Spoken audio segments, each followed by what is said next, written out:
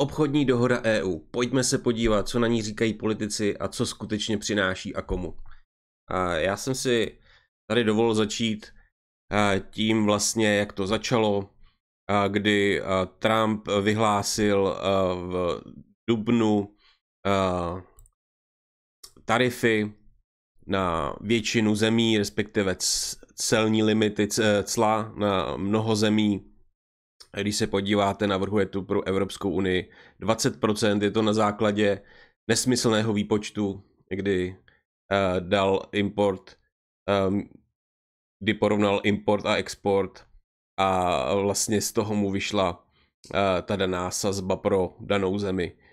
Tady v tom případě 39%, nemá to, nazval to sice recipročními cly, ale s reciprocitou to nemá nic společného. Pokud by doopravdy nasadil reciproční cla, tak průměrná celní sazba EU na americké zboží byla 7%, opačným směrem to bylo podobně, nějaký 9-10%. Takže pokud bych chtěl nasadit reciproční cla, tak je to někde pod 10%. Já chápu, že USA potřebuje řešit svoje zadlužení, potřebuje nějakým způsobem získat příjmy, aby udrželi dlouhodobě nějakou svou ekonomickou situaci v plusu. Tady vlastně ukázka toho, jak roste zadlužení USA. Nyní již překonalo 35 trilionů dolarů. Obrovská suma i v porovnání s hrubým domácím produktem, kdy Spojené státy mají zadlužení už více než 100%.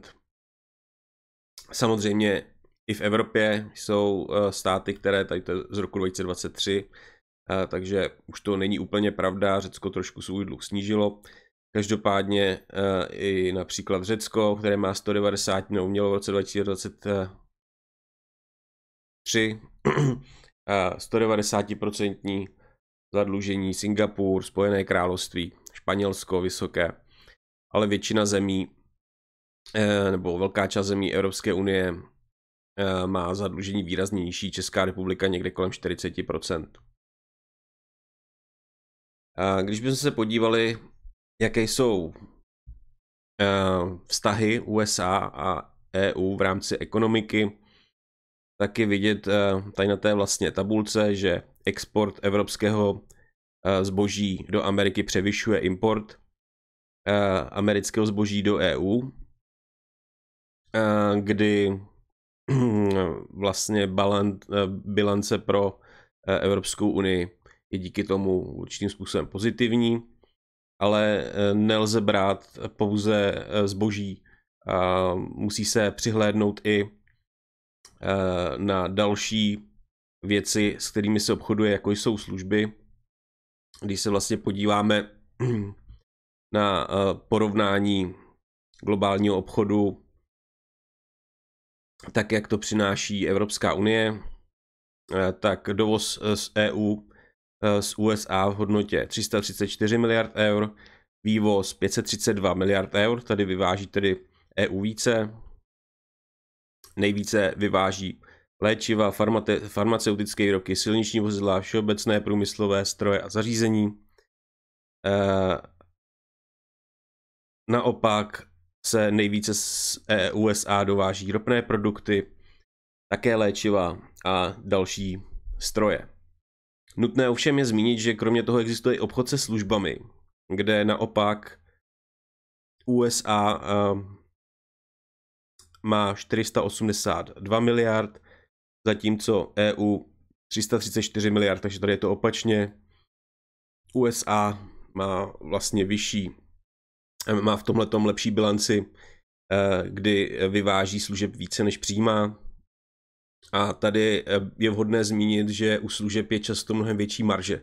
Takže zde sice vidíme celkou sumu, kterou lidé zaplatí, ale když se vezmete automobily, tak tam se ta marže na automobilu pohybuje třeba kolem 20%, zatímco u služeb to může být klidně i 90%, pokud se například jedná o reklamu a podobně. A to v této bilanci nejsou ani zahrnuty veškeré služby, které by tam být měly, protože část amerických společností třeba sídlí v některé zemi Evropské unie pro svoje služby, které poskytuje do Evropské unie, jako je například Irsko, kde sídlí evropské pobočky firem, jako je Meta, Facebook, Google a další. A ty vlastně v téhleté bilanci nejsou tak plně zastoupeny, jak by měly být. Opět tady nějaká charakteristika, přičemž z tohoto porovnání tedy vyplývá obchodní přebytek EU nějakých 50 miliard, což je pouze 3% z celkového obchodu mezi EU a USA. Ale opět je nutné zmínit, že tam nejsou zahrnuty veškeré služby, protože část služeb lze, především těch digitálních, lze jednoduše převést, takže se daní v dané zemi. Irsko jim poskytuje různé daňové benefity s nízkou sazbou, takže tam vlastně jsou další věci, které v této obchodní statistice nejsou zahrnuty. Stejně tak je dobré hledět i na to, že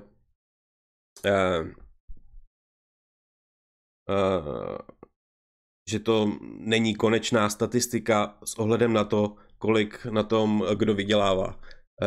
Protože přeci jen u služeb bývá často ta marže, především u digitálních služeb, mnohem vyšší než například na konkrétním zboží, kdy u zboží málo kdy, pokud se jedná nějaké spotřební zboží, překračuje marže výši nějakých desítek procent, zatímco u digitálních služeb to můžou být doopravdy velké sumy.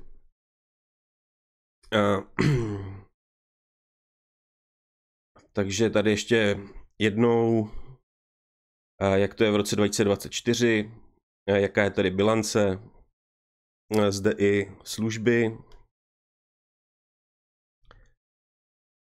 A také je zajímavé připomenout, že to není první jednání o nějaké obchodní dohodě partnerství, ale je to již další pokus nebo další dohoda, o které se Evropská unie snažila.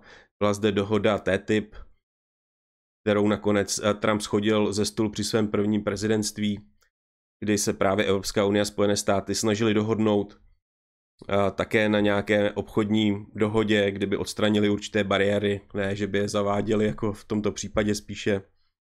Tady, když se podíváte na data z roku 2011 až 2012, tak opět jsou to sice nižší sumy s ohledem na inflaci, ale ten poměr tam je zhruba podobný, kdy ve zboží má lepší obchodní bilanci Evropská unie, zatímco naopak ve službách má lepší obchodní bilanci USA.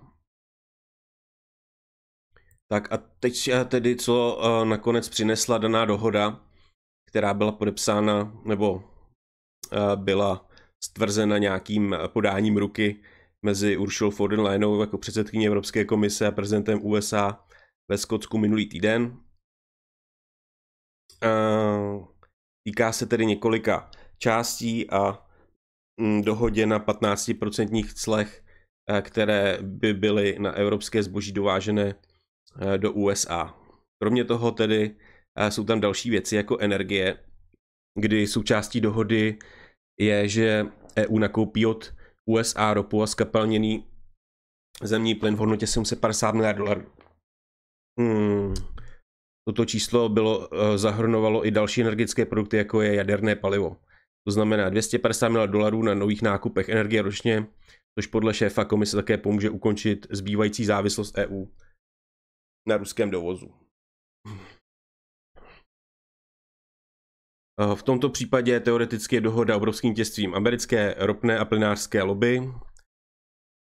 V praxi je však podle expertů neproveditelná. Dosažení tohoto cíle by vyžadovalo, aby EU na základě loňských údajů strojnásobila svůj dovoz energie z USA a zároveň požádala americké firmy, aby přesměrovaly veškeré své energetické toky po celém světě směrem k bloku a ještě něco navíc. Celkový prodej energie Ruska do EU dosáhl totiž v loňském roce pouhých 23 miliard eur.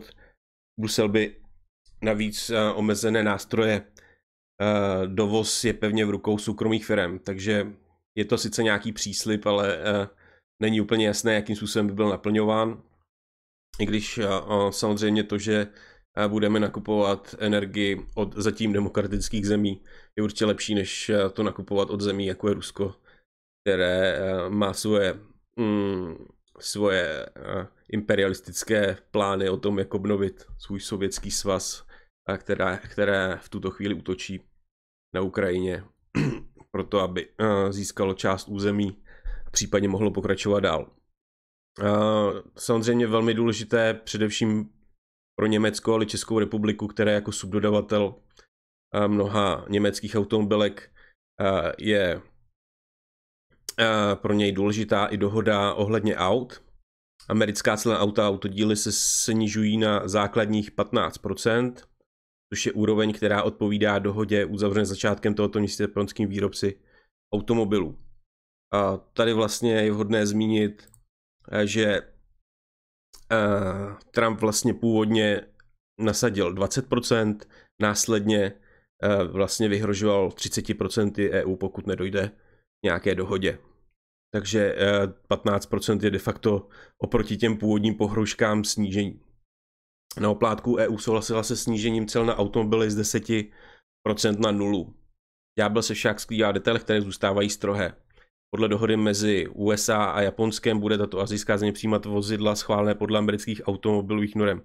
Vysoký úředník komise uvedl, že dohoda s EU zahrnuje závazek spolupracovat, abychom zjistili, kde jsou normy sladěny, nebo kde musíme v budoucnu úžeji spolupracovat, abychom je sladili. Podle německé automobilové lobby je to špatná dohoda, která bude nadále zatěžovat toto odvětví. Spolu s americkým automobilovým sektorem odsoudila cla na automobily a díly vyrobené v Mexiku, které zůstávají na výši 25%. Další částí jídlo a pití. Některé zemědělské produkty by mohly mít z USA vztah nulových celních sazeb, ale předsedkyně komise neupřesnila, o jaké zboží půjde. Nejnovější zpráva od vysoce postaveného úředníka komise je, že EU sníží cla na to, co považuje za necitlivé zemědělské zboží ze Spojených států, zatímco citlivé zemědělské dovozy budou i nadále podléhat současným sazbám. Prozatím je pro tyto úvahy příliš brzy. Vypadá to, že americké ořechy, krmivo pro domácí zvířata, by se mohly setkat se snazším vstupem na trhy EU jako necitlivé zemědělské zboží, zatímco americké hovězí maso považované za citlivé bude i nadále čelit clům. Vyjednavači však stále jednají o nulových celních sazbách a určují umístění klíčového zemědělského potravinářského zboží, včetně lihovin a vína v rámci celkové dohody. Dále ocel. Samotná výše kvót ještě nebyla vyjednána, tento proces vyžaduje více času, než je k dispozici před 1. srpnem. Samozřejmě se dále řeší například letectví, dohoda mezi EU a USA o nulových clech na všechna letadla a jejich součásti, kterou oznámila Ursula von der Leyen, umožňuje výrobcům letadel i leteckých společností vydechnout si globální letecký řetězec, který stojí za každým letadlem, činí toto odvětví zranitelnějším vůči obchodním bariérám než ostatní. Důležitým jsou samozřejmě farmaceutické výrobky, protože, jak jsme si ukázali, tak je to jeden z hlavních exportních artiklů Evropské unie, kdy si například v neděli právě Trump a Ursula ostře odporovali, přičemž americký prezident prohlásil, že obchodní dohoda nezahrnuje léčiva, zatímco šéfka komise tvrdila, že ano. Úředníci komise v pondělí upřesnili, že sazba prozatím zůstává nulová. Brusel však očekává, že nejvyšší celní sazba je ve výši 15%, vstoupí v platnost, jakmile bude dokončeno vyšetřování americké administrativy v tomto odvětví z důvodu národní bezpečnosti. Existují určitě výjimky pro určitá generika, ačkoliv zatím není jasné, která. Generické společnosti, které vyrábějí nejlevnější léky ze všech, tvrdí, že kvůli malým maržím mohou nejvíce ztratit, i když konečná celní sazba bude výrazně nižší než 200%. Zde je opět důležité říct, že i když doteďka platila nulová sazba, tak Trump vlastně dlouhodobě USA říká, že chce snížit vlastně poplatky za léky a za zdravotní pomoc, která je v Americe vlastně soukromá, často velmi drahá. Jsou tam snížnosti na vlastně ty americké pojišťovny. A zde tímto vlastně krokem, kdy opět chce navýšit cla, i kdyby to bylo na daných 15%, tak s největší pravděpodobností právě zboží zdraží, protože některé farmaceutika vyráběné v EU nemají vlastně svoji alternativu a de facto nemají důvod si snižovat marži, takže by pravděpodobně navýšili ceny a to by dopadlo i na americké občany, takže zde určitě se bude ještě vyjednávat. Farmaceutická společnost Merck uvedla, že vítá skutečnost, že alespoň byla uzavřena dohoda, zatímco v Irsku, které je obzvláště exponované kvůli systému obrovskému farmaceutickému sektoru, obchodní sdružení CB uvedlo, že Evropa kapitulovala. Dále v obraně jsou i závazky určitého nákupu amerických zbraní. Vysocí představitelé se však bránili a zdůraznili, že nákup zbraní nebyl součástí dohody. Nákup zbraní není záležitostí komise, řekl jen z představitelů a dodal, že nebyl nějak započítán do čísel, o kterých jsme hovořili. Stručně řečeno, neexistuje žádný formální závazek nákupu amerických zbraní. Zde už samo o sobě je podle mě důležité, že se tady mluví o navýšení závazků členských zemí NATO v době vlastně rozšiřujícího se napětí ve světě, ať už s ohledem na Rusko, Čínu a další, kdy se členové zavazují v současné době k 2% HDP, ale směřujeme výše na 3%, možná dále na 5% HDP, které by se měly dávat v dané zemi na nákup vojenských prostředků a do obrany, na vojska a tak dále. Takže to samozřejmě bude hrát do budoucna do karet zbrojařům, ať už v Evropě, tak v Americe. A je to jedna z velkých karet, které právě Evropská unie má, protože přeci jen Evropská unie je velkým odběratelem například v České republice stíhaček F-35 a dalších, to jsou velmi drahé stroje. A je to něco, čím mohla samozřejmě hrozit do budoucna prezidentovi Trumpovi, že k daným nákupům by nedošlo. Pravděpodobně to byla jedna z vyjednávacích karet. Kromě tedy té hlavní, kterou Evropská unie má, kterou zatím se nerozhodla použít, právě když došlo k dohodě, takzvaná digitální bazuka, kdy mohla vlastně určitým způsobem zdanit digitální společnosti, americké digitální společnosti, jako je právě Google, Amazon, Facebook, kteří v tuto chvíli platí minimální daně. Například v České republice Google odvádí pár milionů, protože naprostá většina se daní v Irsku a Irsko dává takové výhodné daňové bonusy, že platí doopravdy velmi nízké poplatky nebo nízké daně, které končí v irské pokladně. A jak jsem řekl, tak ani část to vlastně není uvedena v bilanci ani v případě služeb. Takže zde to je určitě jedna z nejvýznamnějších karet, kterou Evropská unie má v případě, že by se například s USA nedohodla a došlo by k skutečné obchodní válce, kterou si asi v tuto chvíli nemůže přát nikdo s ohledem na to, že přeci jen demokracií po světě ubývá, není jich zase už tolik a například Ukrajina potřebuje americké zbraně, americkou podporu a nepotřebuje to Ukrajina, ale my potřebujeme, aby Ukrajina se ubránila, aby jsme nemuseli válčit s Ruskem. Takže teďkonc na jednu stranu buďme rádi za dohodu, která samozřejmě tady v rámci technologií, digitálních regulací, nějakých plánovaných investic je zatím ještě neúplně doladěná a přináší určitě zmatky. Jaké jsou ty hlavní zmatky, o kterých se teď mluví? Je například, že Evropská komise opakovaně zdůraznila, že dohoda posílí ekonomickou bezpečnost starého kontinentu. Na obou stranách Atlantiku se ale v oficiálních vyjádřeních objevují nesrovnalosti, jak vysoká cla budou platit. Například na evropskou ocel, nejasnosti pojí také ohledně potravinových standardů, digitálních regulací, nákupu energií nebo investic do obrany.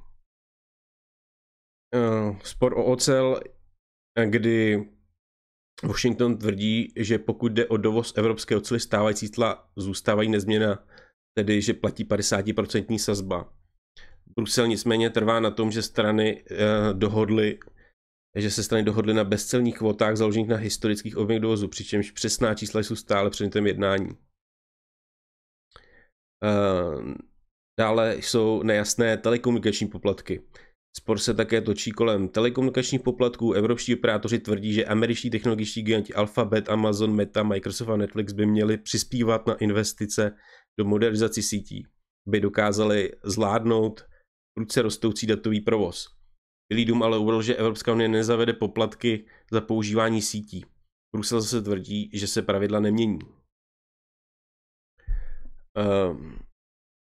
Dále objem nákupu energií, mělo to být 750 miliard eur během 3 let. Takže i s ohledem na to, že vlastně dohoda musí být schválena Evropským parlamentem, tak není zatím jasné, v jaké podobě bude a jestli doopravdy k ratifikaci dojde. Každopádně pojďme se podívat na to, jak se k tomu vyjádřili čeští politici. Nejzajímavější byly vyjádření, to byla přehlídka pokrytectví vlastně roztleskávačů Trumpa, kdy bylo jasné už předem, že ještě před zvolením Trumpa, že pro Českou republiku nebo potažmo Evropskou unii vlastně o zvolení nepřinese nic dobrého. Mluvil o clech, mluvil o tom, že chce ukončit podporu obranou, například Ukrajiny a podobně.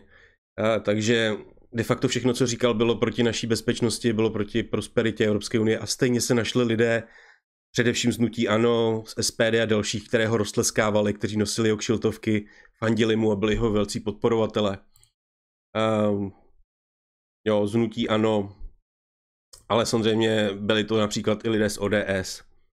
No a tito lidé teď komentují dohody, například jako Havlíček, který ještě před několika týdny říkal, že jakákoliv dohoda je lepší než žádná dohoda, tak najednou říká, že je smutné, že si Británie dojednala lepší podmínky. Tady je důležité říci, že Británie má tedy 10%, ale to především proto, že její export do USA je mnohem nižší než import boží z USA. Takže ona de facto výrazně prodělává i bez toho, aniž by tam nějaká cla byly. Tady došlo k nějaké dohodě na 15% a dalším s člověkem, kterého prostě v tuhletu chvíli v době prostě bezpečnostní situace ve světě neúplně každý chce naštvat. Já osobně si nemyslím, že ta dohoda je dobrá, mohla by být lepší, ale kritizovat Evropskou komisi, například zrovna pan Havlíček kritizoval, že vlastně byla Evropská komise slabá. Stejně tak v tom pokračují například představitelé SPD, kteří tady říkají, že si vlastně Donald Trump namazal Uršulu na chleba a podobně. Musíme se vyvázat z EU a podobně. Je to přitom přesně naopak. Unie nemá takovou sílu vyjednávací jako USA s ohledem na to, že není tak federalizovaná, jako je federalizovaná USA, kdy prostě ano, americký prezident má větší vyjednávací schopnosti než Uršula, která musí poté všechno ještě přenést do Evropského parlamentu a musí to schválit s dalšími zeměmi a Evropským parlamentem. Nemůže si to všechno rozhodnout sama jako Donald Trump. A je to i právě kvůli tomu, že Evropská unie je konfederace vzdálenější, spíš konfederace, než federace, jako tomu je USA, která je díky tomu silná, má větší váhu ve světě, má větší sílu. A právě lidé z ANO, SPD, té větší federalizaci, větším zblížení Evropské unie, aby obstála v té době, kdy tady sílí Čína, tady sílí další globální mocnosti, Indie a dále a tak dále, kdy budeme potřebovat prostě silnou Evropskou unii, protože jednotlivé státy Evropy neobstojí. To jsou prostě státy, které mají málo obyvatel, které nikoho nezajímají. Tady, když se podíváme právě na to, co si tady přeje SPD pravděpodobně, kdy vlastně chce, aby žádná dohoda nebyla, tak co by to de facto znamenalo? Ano, ta dohoda není výhodná, není skvělá, mohla být lepší, kdyby Evropa byla federací, kdyby byla silnější, kdyby mohla vyjednat, kdyby měla větší vojenské schopnosti, tak aby se nemusela obávat hrozby z Ruska. Ale v tuhletu chvíli prostě EU potřebuje podpořit zbylé demokracie ve světě, jako je USA. My tady nechceme asi, aby převážily autoritářské režimy, které budou rozhodovat o tom, co se bude ve světě dít, bez jakýchkoliv demokratických hodnot, bez toho, až by prostě byly zachovány svobody jednotlivce, aby byla demokracie, existoval právní stát, že vám nic nehrozí, pokud nic neděláte, ale naopak by mohly ve světě převládnout autoritářské režimy, které tohleto nechtějí, nebo to prostě rozhoduje pouze vládní garnitura. Takže jak by to bylo, když jsme byli třeba to Švýcarsko, o kterém mluví SPD, tak Švýcarsko, které právě nemá dohodu s USA, tak v tuhle chvíli má celní sazbu 39%. Tady ano, ta dohoda není výhodná, bude možná ekonomika na tom hůře, ale pokud by ta sazba nakonec byla 39%, tak ta ekonomika Česká a Evropské unie na tom je ještě mnohem hůře.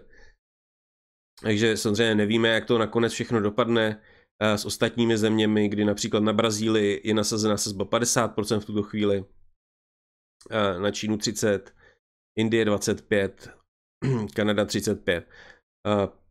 Přitom USA nenasadilo sazby například na Rusko, kde de facto nasadili tu nejnižší možnou sazbu, kterou udělují, a tedy 10% na zemi, která by naopak měla mít tu sazbu, pokud by jsme jednali jako partneři a jako demokracie, které chtějí ochránit své trhy před zeměmi a autoritářů, které mají imperialistické choutky a napadají své sousedy, tak by měli mít naopak tu sazbu nejvyšší, což se tak neděje. Uvidíme, jak se to vyvine. Každopádně nejvíc mě dostalo prostě to pokrytectví lidí a politiků, ANO a SPD, kteří roztleskávali Trumpa, i když věděli, že to pro Česko a pro Evropu nic dobrého nebude. A teď, když není vyjednává sice dobrá dohoda, ale i sami říkají, že je, nebo mnoho politiků říká, že je lepší než žádná dohoda, tak to stejně kritizují ve velkém a jako důvody tam uvádějí přesný opak toho, co by mohlo pomoci k lepší dohodě, tedy opustit Evropskou unii a podobně, což by byla katastrofa jak pro Českou republiku, tak pro další země Evropské unie. Naopak, my potřebujeme, aby blok demokracie v Evropě byl co nejsilnější a mohl konkurovat zemím, jako je Amerika, jako je Čína, jako je Indie, které nastupují v tuto chvíli a už to není svět, kterým byl před 50 lety, kdy vybudovat startup a skvělý vydělat na tom a vytvořit skvělou společnost šlo prostě pouze v těch nejlepších demokraciích, které měly skvělý přístup k internetu, které měly skvělé školství a tak dále.